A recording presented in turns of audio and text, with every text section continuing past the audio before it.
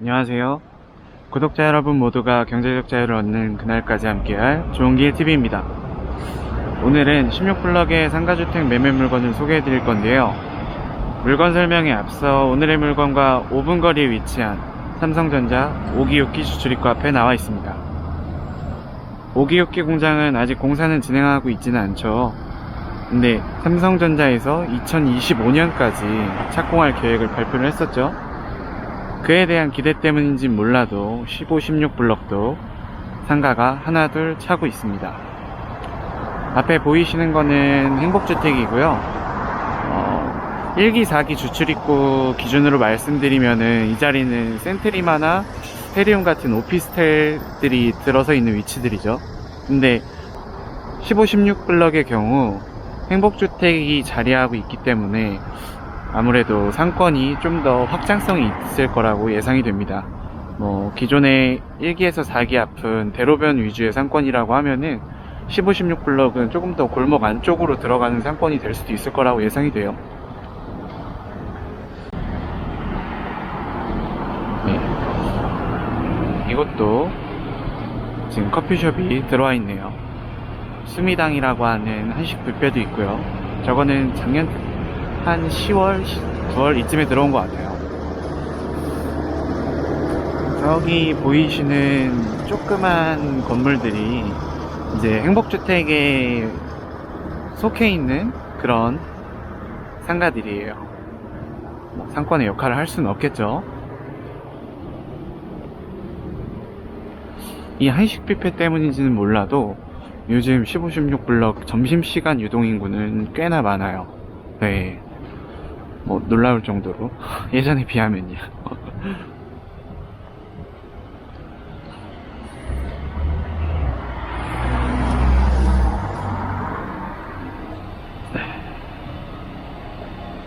네.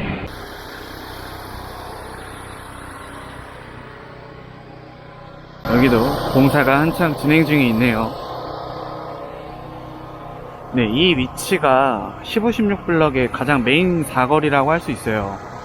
저기 지금 행복주택에 껴있는 저 세븐일레븐이 지금 1기, 4기 앞에 있는 핸드폰 가게와 거의 동일한 위치라고 생각하시면 되고요.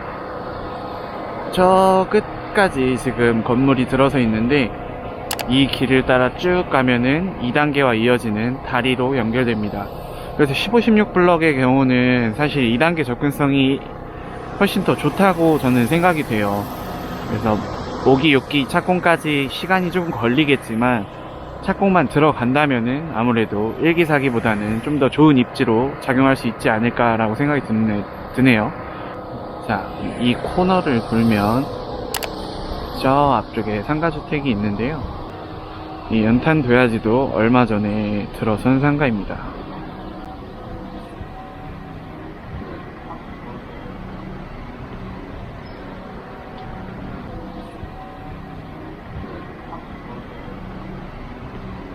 네, 오늘의 물건입니다. 외벽은 라임스톤으로 마감을 했고요. 지붕은 리얼 징크가 마감이 되었습니다. 네.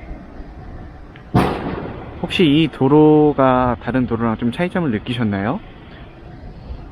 이 위치가 1기, 4기 기준으로는 원래는 4차선 대로변이 있어야 하는 위치예요.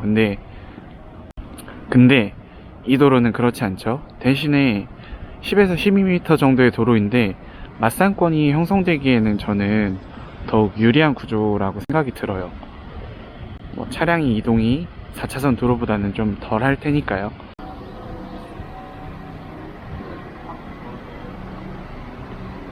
뒤쪽으로 한번 가서 건물을 좀 더 볼게요.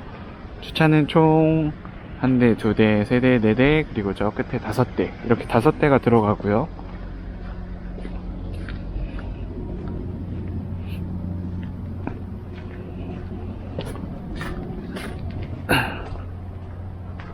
뒤에는 이렇게 노상 주차장이 펼쳐져 있습니다. 상가 모양의 경우 이게 임차인들 입장에서는 참 신경 쓰이는 일인데요. 왜냐면은 상가가 네모 반듯하지 않고 좀 많이 꺾여 있다라든지 하면은 테이블 수랑 직결이 되기 때문에 아무래도 수입에 영향이 있겠죠. 그래서 저는 이렇게 네모난 상가를 좋아합니다. 이유는 간단하죠.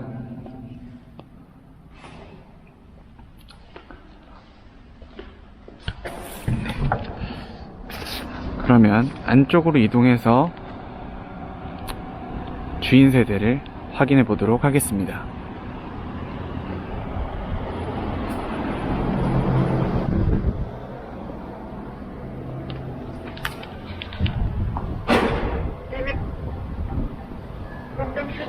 자동 도어가 있고요. 엘리베이터 앞쪽 전경입니다. 대리석 마감을 했네요.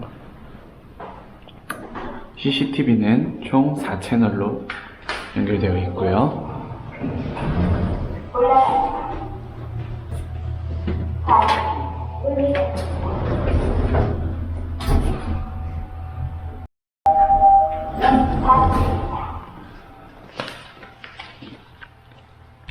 네, 이곳은 주인 세대인데요.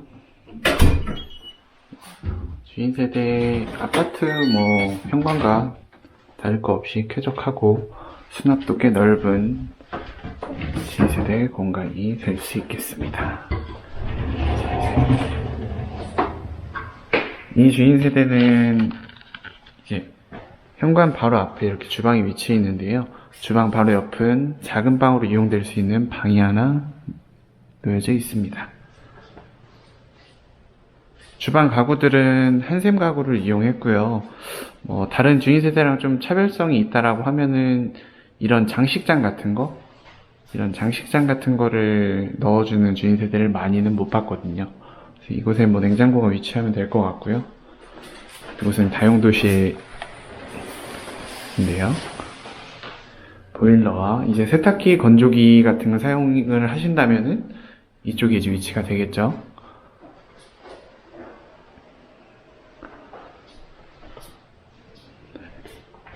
전체적으로 좀 우드톤의 좀 포근한 분위기를 느낄 수 있는 주인 세대인 것 같아요. 네, 이곳은 공용 화장실이고요.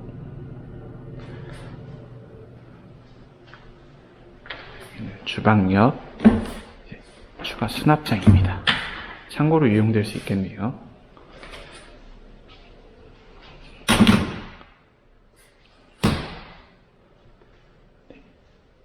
거실이 위치해 있는 곳이고요. 이곳으로 올라가면 이제 다락을 확인하실 수 있습니다.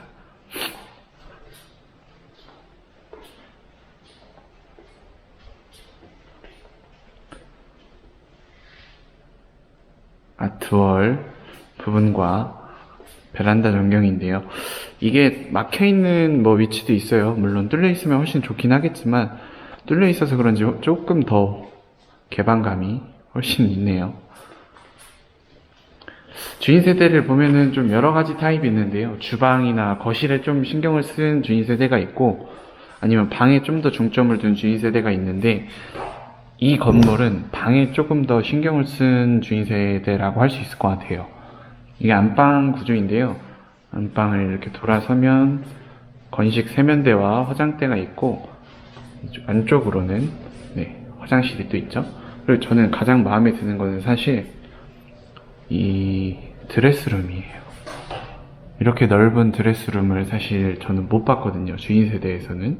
그래서 이 공간에 조금 힘을 쓰느라고 아무래도 거실이 다른 데에 비해 조금 협소한 느낌이 있을 수 있어요. 그리고 화장실이 하나 추가로 더 있다는 사실 꼭 기억해 주시고요. 드레스룸과 화장대 저는 저 부분이 가장 마음에 드는 것 같아요. 일단 조명 같은 거야 요즘은 다 저렇게 안쪽으로 매립등으로 해서. 그러면 다락으로 한번 올라가 보겠습니다. 다락 올라가는 길에도 이런 조그만 장식장을 하나 놔줬네요. 다락은 사실 서비스 면적이어서 주인 세대의 꽃이라고도 어쩜 보면 얘기할 수 있죠. 네. 이렇게나 넓은 다락이 서비스 공간입니다. 이렇게 수납 공간이 계속 이렇게 숨은 공간에 이용이 되고 있죠. 스탠드형 에어컨도 하나 놔주셨고, 또 이쪽에도 작은 공간이 하나 더 있습니다. 자, 그리고 마지막으로 이 테라스 공간 때문에 사실 주인 세대를 가장 많이 찾는데요. 요즘 코로나 때문에 어디 멀리 나가지를 못하니까 다들 테라스에서 이제 뭐 바베큐나 뭐 이런 것들 하기 위해서 테라스를 좀 더 선호하는 것 같아요.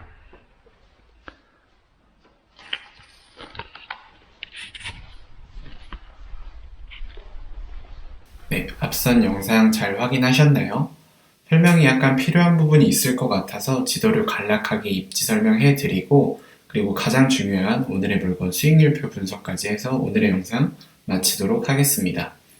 네, 현재 이곳이 5기, 6기 위치이고요. 제가 그 영상 시작 전에 간략하게 거리 같은 거는 미리 표기를 좀 해두었어요. 이 세븐일레븐 옆에 현재 건물은 위치해 있고요. 삼성전자 5기, 6기 앞 주출입구에서 정확히 287m 정도 4분 거리에 위치해 있고요. 그리고 앞으로 올해 하반기에 이제 완공될 예정이죠. 호수공원인데 이거는 한 560m, 8분 거리에 위치해 있네요. 이 거리상의 위치보다도 사실 제가 아까 상권 설명해드리면서 1기, 4기와 동일한 상권 구조를 가지고 있다라고 말씀드렸는데, 지금 이 사거리가 아까 제가 서 있었던 사거리와 같은 위치예요. 그러니까 이 위치가 핸드폰 가게가 되겠죠? 이 위치가 이제 세븐일레븐이었으니까요. 이 사거리 기준으로 지금 임대료가 가장 비싼 위치인데요. 앞으로 상가 임대료는 동일하게 이렇게 가장 비싼 구조로 형성이 되겠죠? 지도상으로만 보셔도 구조가 너무 동일한 걸 보실 수 있으실 거예요.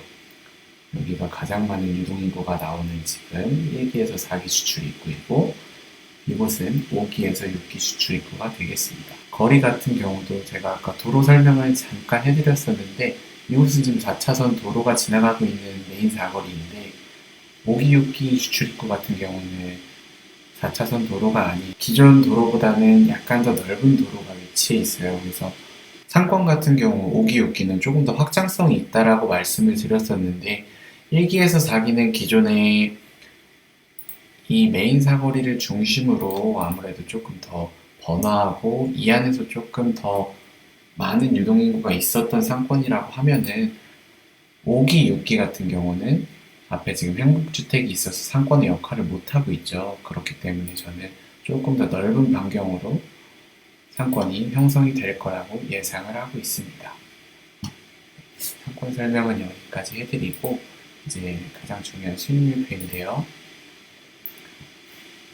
네, 대지 면적 77평, 그리고 연면적 136평. 이거는 확장되거나 이런 면적이 다 포함된 금액이 아니에요. 포함된 면적이 아니에요. 오로지 건축물 대장상에 있는 면적이기 때문에 그 부분 감안해 주시고요. 구조는 철근 콘크리트로 되어 있고요. 고덕신도 시내 상가주택, 건폐율 용적률은 60에서 180 전부 동일하고요. 주차 대수는 주거용으로 사용하고 있는 실만큼 배치를 하여야 하기 때문에, 아까 제가 5세대라고 말씀을 드렸죠. 그렇기 때문에 주차 대수는 5대이고 2021년 한 10월쯤 준공이 된 상가주택이에요. 신축이라고 봐도 무방하죠. 외벽은 말씀드렸던 것과 같이 라임스톤과 리얼징크가 되었습니다. 네, 1층 상가 총 41평이고요.